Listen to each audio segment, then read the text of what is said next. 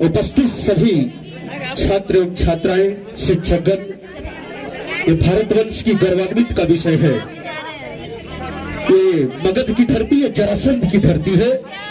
यहाँ के सबसे शक्तिशाली प्रतापी सम्राट जरासंध, जिनके पिता बृहदर्थ थे, उस समय हस्तिनापुर की कमान संभाल रहे थे महामहिम सबसे शक्तिशाली भीष्म पितामह, जिनके देख रेख में, जिनके नाम अभी दिल्ली के नाम से जानते हैं। पहले भी शासन व्यवस्था दिल्ली से ही चला, हस्तिनापुर से चलती थी, आज भी वही से चल रही है। भारतवंश की आदरणीय परंपरा है जो अन्य देश को सीखना पड़ता है। विश्व गुरु कर्म से होता है, कर्म आदर देती है और आदर व्यक्तित्व को विश्व में विख्यात कर देती है।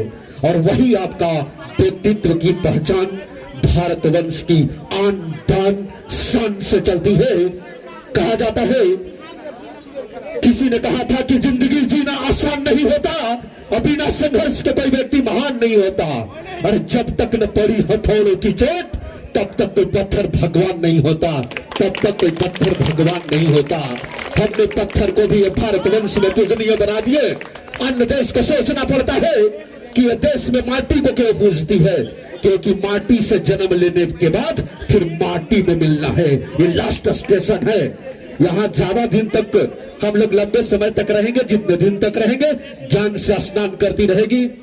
रिवीजन क्लासेस के डायरेक्टर महोदय, इनकी दिल और दिमाग दोनों विशाल है।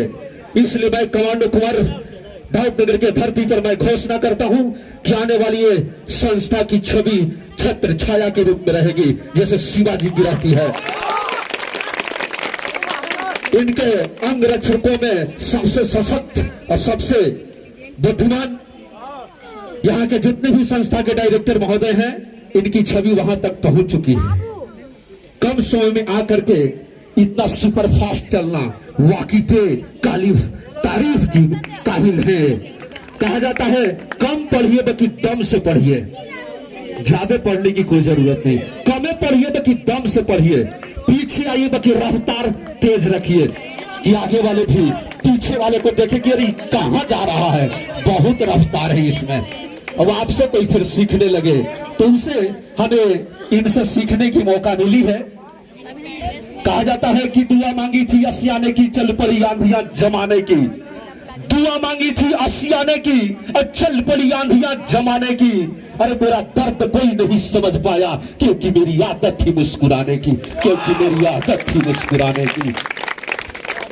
ये गणतंत्र दिवस बाबा भीमराव अंबेडकर की देन है। जिस समय वो पृथ्वी पर थे तो उन्होंने अपने पढ़ लिख करके 34 डिग्रियां हासिल की थी। किसी की औकात नहीं थी कि उनसे मेरिट में टक्कर ले। जात से भले कास्ट से निम्न थे, बाकी औकात तो उनके हिसाब कोई नहीं लगा सकता। वो पूरा इंडिया के बांध के रख दिए, जिसका नाम संविधान है। तुम कितना नियम लगा लोगे, बाकी संविधान से नीचे ही रहोगे, ऊपर नहीं जा सकते। कोई भी कितनी बड़ी संस्था है भारत में, बाकी संविधान के आगे नतमस्तक होना ही पड़ता है। चाहे वो राष्ट्रपति के पद पर भी है, बाकी संविधान को आदर करना है। जब हमारे देश के प्रथम नागरिक राष्ट्रपति होता है तो संविधान को आदर करता है। तो संविधान के बनाने वाले की कितनी उनकी मानसिक और शारीरिक रूप से चेतना में मनोवृत्ति का बल प्रभाव से वो संविधान का रचयिता हुई थी, जिस पर 114 दिन तक बहस चली। तो बहस संवारने के लिए चली थी। देश को एक सूत्र में देश प्रेम, मैंने देश के प्रति मर मिटने की भावना राष्ट्रवाद कहलाती है। ये राष्ट्रवाद का सुपर डिफिनेशन है मेरे तरफ से। हम जिस देश में रहे उस देश के लिए मर मिटने के लिए तैयार रहें।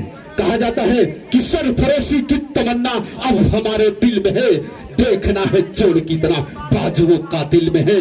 आने दो आसमां, आने दो आसमां, हम बता देंगे। अरे हम अभी से क्या बताएं क्या हमारे दिल में है।